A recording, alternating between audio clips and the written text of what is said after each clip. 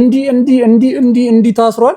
ምንድነው እያልከን ያለው ነው? ከዚህ እስር ቤት ይሄን ፖድካስት አይተው ውጣ። ሰዎች ሁሉ ደስ የሚላቸው ምን ካረክ እንደሆነ ታውቃለህ? ምንም ካላረክ ፀሐይ እንኳን እየወጣች ነው እኮ ብራዘር፣ ምን ሆነ ነው? እንዲ አረጋለሁ ያልካቸው ነገሮች ኑሮክም እስካሁን አላረክም። ስለዚህ የአእምሮ እስር ቤት ውስጥ ነው ያለው ማለት ነው። እናንተ መኖር የምትፈልጉትን ትታችሁ ሰዎች እናንተ እንድትኖሩ የሚፈልጉትን ኑሮ እየኖራችሁ ጊዜያችን ማለቁ በጣም አስቀያሚና በጣም ደባሪ ነገር ነው። ሁሉም ሰው የራሱን ላይፍ ነው የሚኖረው። ማንንም ያንተ ላይ ነገር አይመለከተውም። ሰላም ፌማ ፋሚሊ በለው። ፋሚ አንተ አሪፍ ስም ነው። ማነው ፋሚ? ያዞ እንግዲህ ፋሚ አዲስ ካልኩል። ሰላም የፌማ ፋም ዩቲዩብ ተከታታዮች፣ እንግዲህ ዛሬም በአዲስና ቆንጆ በሆነ እናንተን በደንብ የሚያስተምር ሐሳብ ይዘን መተናል። እኔ ወንድማችሁ ብስራት ነኝ። እኔ ደግሞ ወንድማችሁ አቡ ነኝ። እንግዲህ እንደተለመደው ሁላችሁም ይህንን ቻናል ሰብስክራይብ እያደረጋችሁ አብራችሁን ቆዩ ማለት ነው። ምንድነው የዛሬው ርዕሳችን? 5 የጭንቅላት እስር ቤቶች።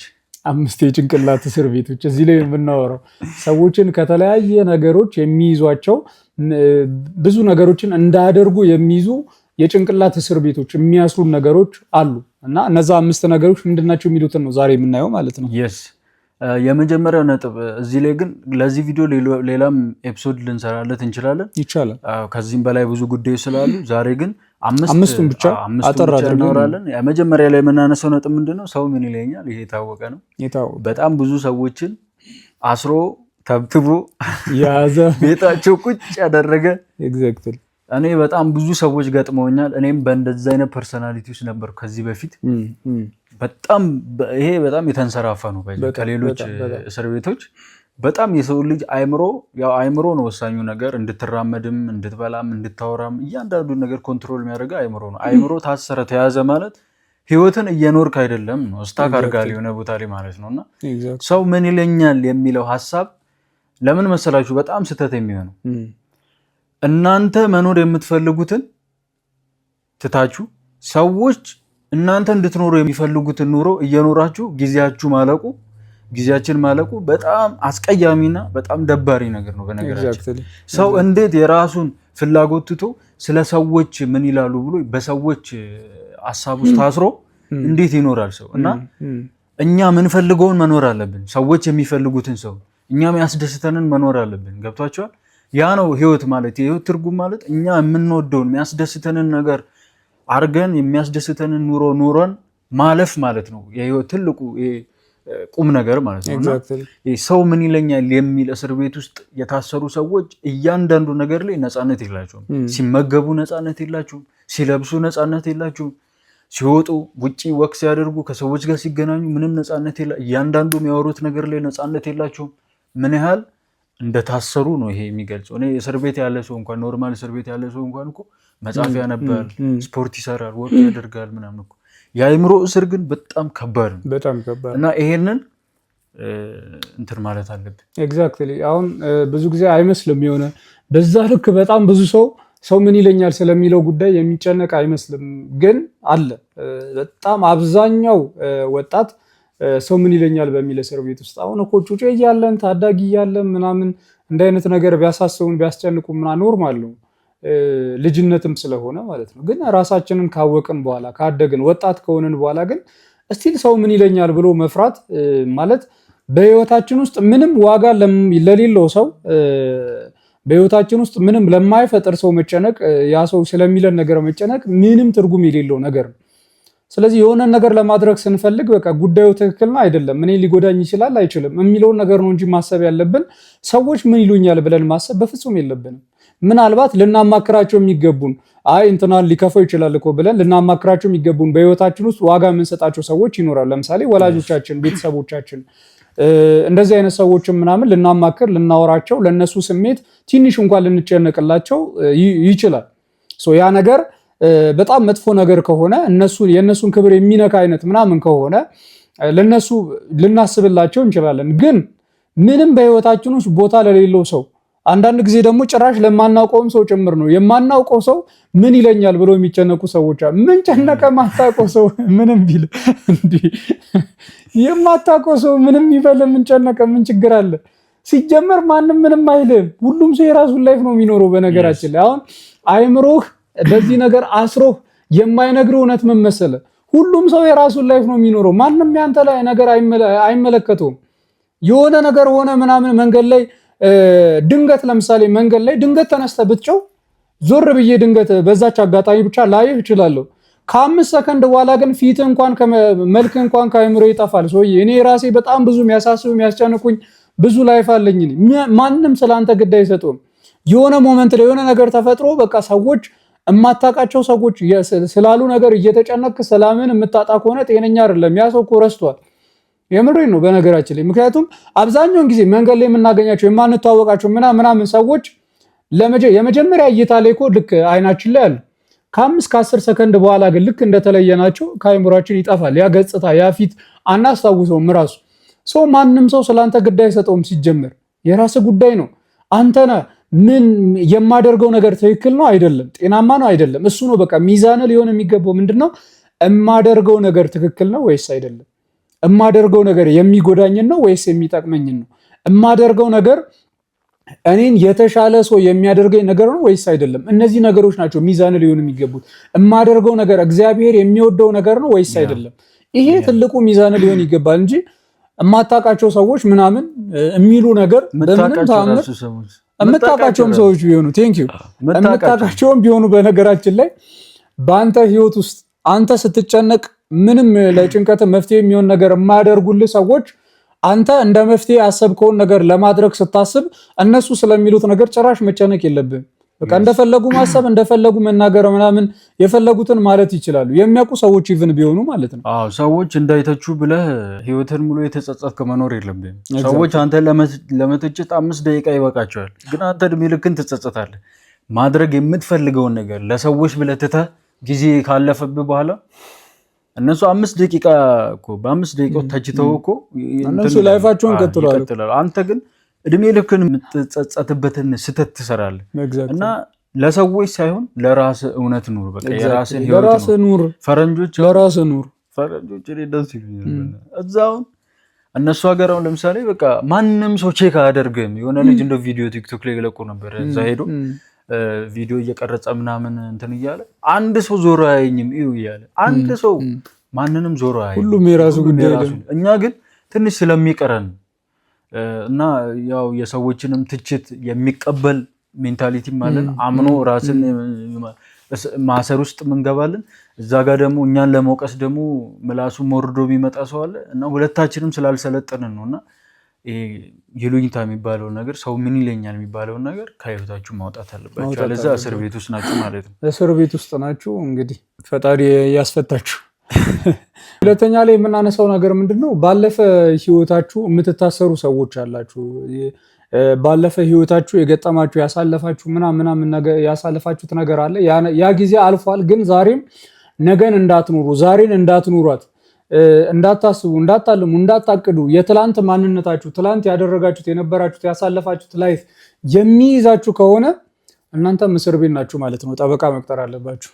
ከዚህ እስር ቤት ለመውጣት በጠበቃ ማትወጣማ የሆነ ይሄን ፖድካስት ማየት አለብህ። ከጭንቅላት እስር ቤት በጠበቃ ማትወጣም። ያው በትላንት ስተት በትላንት በሰራው ስተት ታስረ እድሜ ልክን የተጸጸትክ ማልጠቅም ሰው ነኝ እያልክ ብቻ ያለፈ ታሪክ ላይ ብቻ ስታክ አድርገህ ከቆምክ ያው አንተ የአእምሮ እስር ቤት ውስጥ ነህ ማለት ነው። ምክንያቱም ፀሐይ እንኳን እየወጣች ነው እኮ ብራዘር፣ ምን ሆነ ነው? ፀሐይ እንኳን መውጣቷን አላቆመችም። ገብቶሃል? ነገ አዲስ ቀን ነው። ተፈጥሮ ራሱ ይነግረናል። ባይዘ ነገ አዲስ ቀን ነው። ነገ ሌላ ነገር ነው። ገብቶሃል? ነገ ተስፋ፣ የሰው ልጅ ተስፋ አይቆርጥም።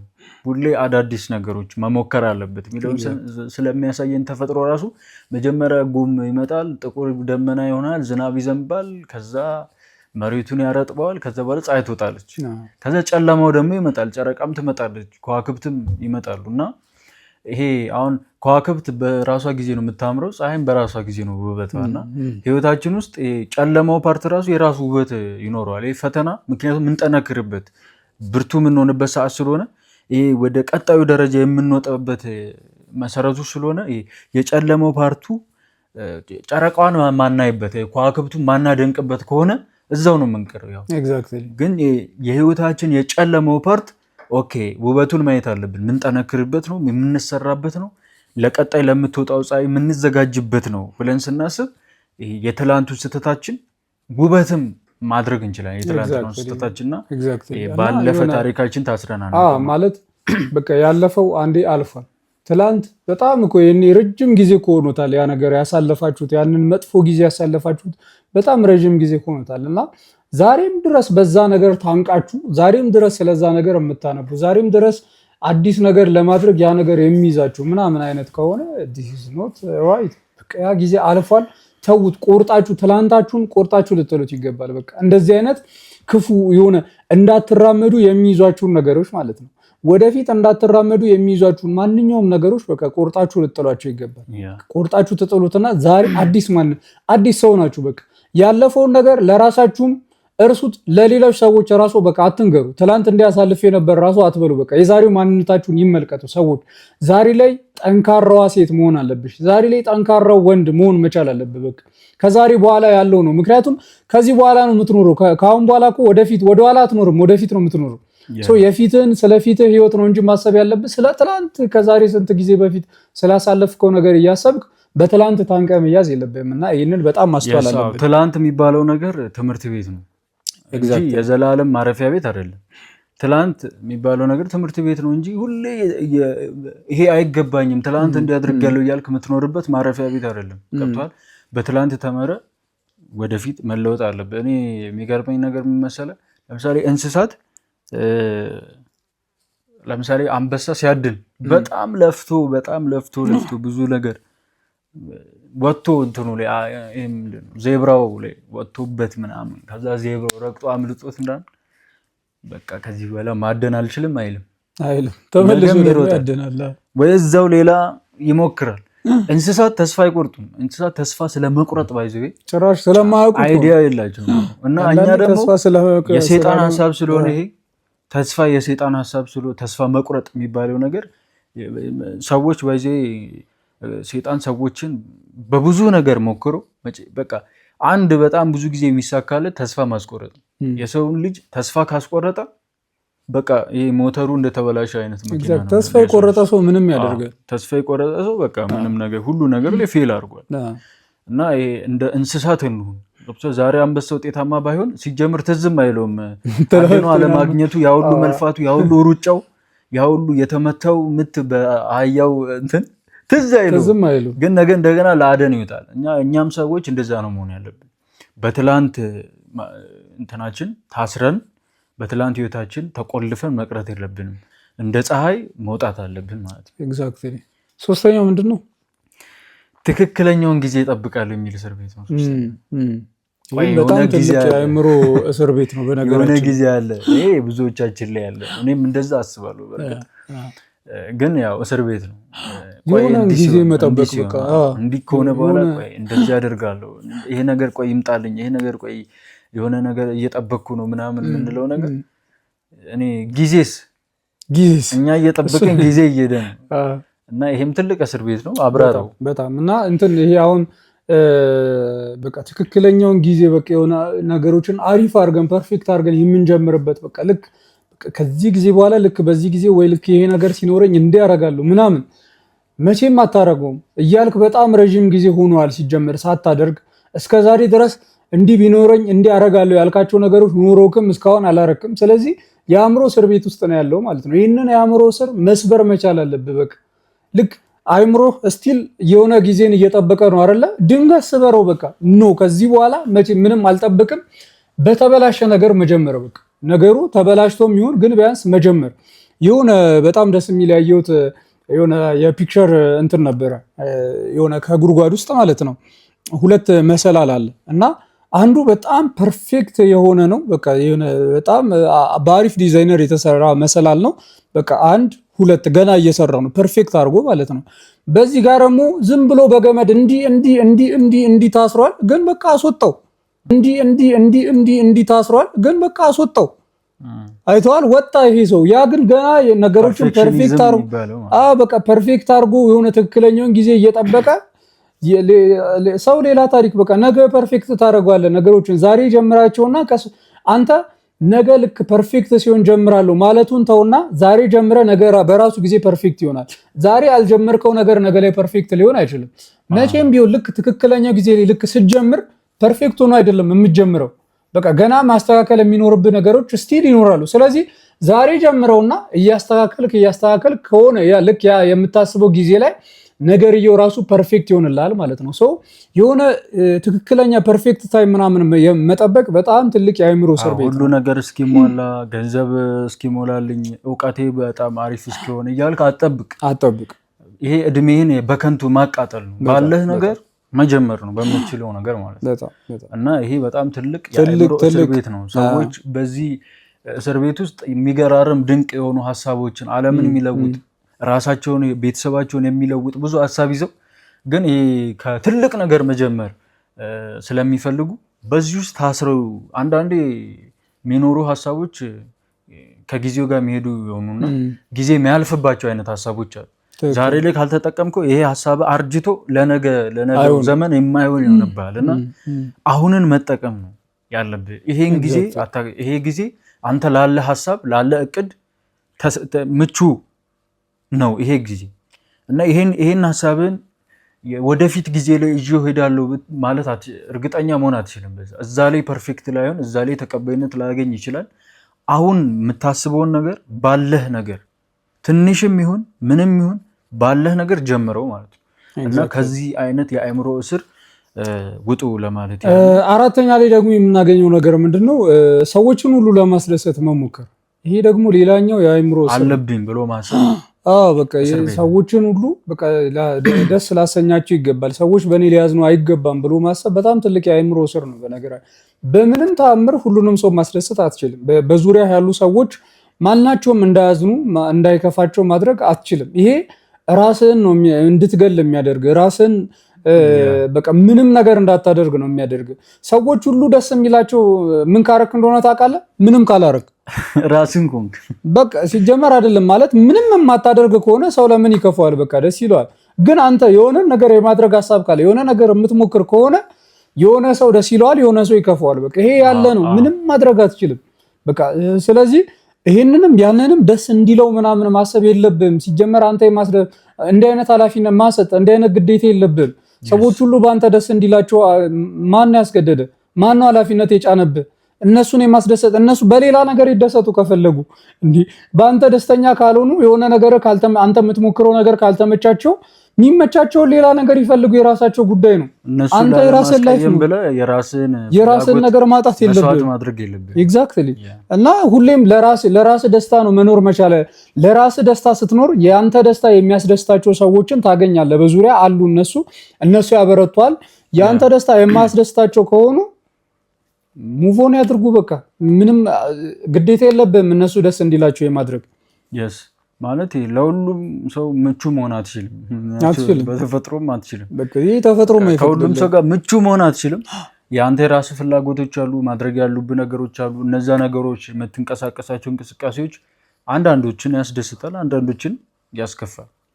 እና ሁሉም መደሰት አለባቸው ብለህ ስትነሳ አንተ በሽተኛ ሆነህ ትቀራለህ፣ ወይ አንተ ከደስታ የራክ ሰው ትሆናለህ። እና ሁሌ ፎከስ ማድረግ ያለብህ አንተ ላይ ነው፣ ማንነት ላይ ነው፣ የአንተ ደስታ ላይ ነው፣ የራስህ ስሜት። ስለዚህ ይሄ ሰዎችን ሁሉ ደስተኛ አደርጋለሁ ብለህ ማሰብ በጣም ትልቅ የሆነ ኪሳራም ነው፣ ትልቅ የሆነ እስር ቤት ነው። በጣም ብዙ የሆነ ማህበራዊ ኑሮውን የሚያናጋ ጤናማ ያልሆነ ህይወት እንድትመራ የሚያደርግ ነገር ነው። ከዚህ እስር ቤት ይህን ፖድካስት አይተህ ቶሎ ውጣ፣ አለበለዚያ በጣም ትጎዳለህ። ቶሎ አምስተኛ ላይ የመጨረሻው ምንድን ነው? አምስተኛ ላይ የምናነሳው የአእምሮ እስር ቤት ብለን የምናነሳው ምቾት የሚባለው የምቾት ቀጠና እጅግ በጣም ከባድ፣ እሱ ደግሞ ገዳይ የሚባል በጣም የሚያጃጅል እንደ ኮኬን ነው፣ እንደ አደንዛዥ ዕፅ ነው።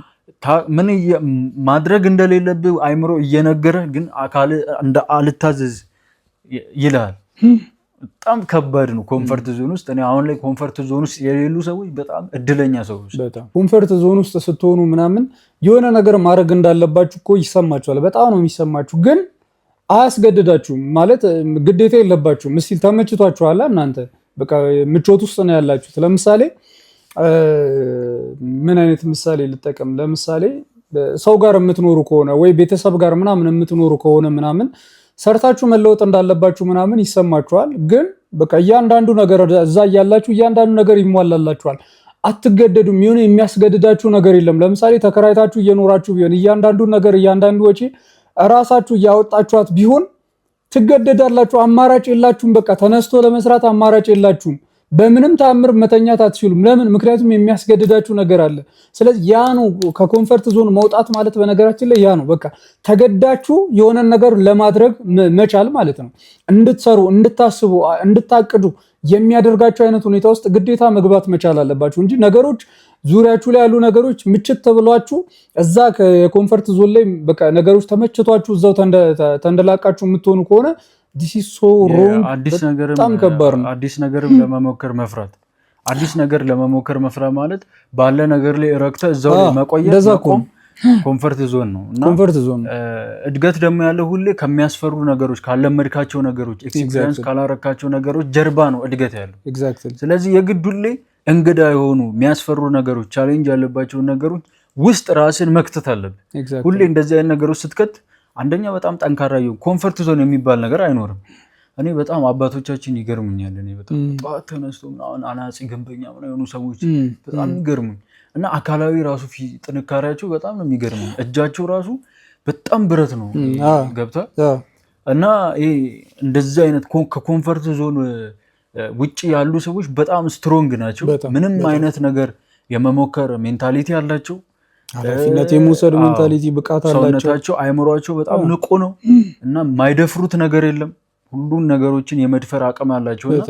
ይሄ ባለህ ነገር ረክተ የሆነ ነገር ስታገኝ በተለይ እዛ ነገር ላይ በቃ ብለህ ስትቆም ዜሮ ነው የምትገባው። የሆነ ሰዓት የሆነ ጊዜ ላይ በቃ ዜሮ ላይ መሆን በጣም ጠላት ድሃ የሚያደርግ በጣም ከባድ የሆነ የአይምሮ እንዳታስቡ፣ እንዳትሰሩ፣ እንዳታልሙ፣ እንዳታቅዱ የሚያደርጋችሁ በጣም ትልቅ እስር ቤት ነውና ኮንፈርት ዞን ከሚባል የአእምሮ እስር ቤትም እንደምንም ብለን ልናመልጥ ይገባል። አይምሯችን በቃ በሆኑ ነገሮች ላይ በቃ ኮንፈርት ዞን ውስጥ መሆን የለበትም። በቃ ያ ነገር የሆነ ኖርማል ያልሆነ ነገር ኖርማል አድርጎ ይዞት ምናምን ቁጭ ማለት የለበትም። በቃ ግዴታ ማቀድ፣ ማሰብ፣ መሞከር፣ መስራት ምና አይለበት። አይምሯችሁ መንቃት አለበት። ለእንደዛ ንቁ መሆን መቻል አለበት ግዴታ።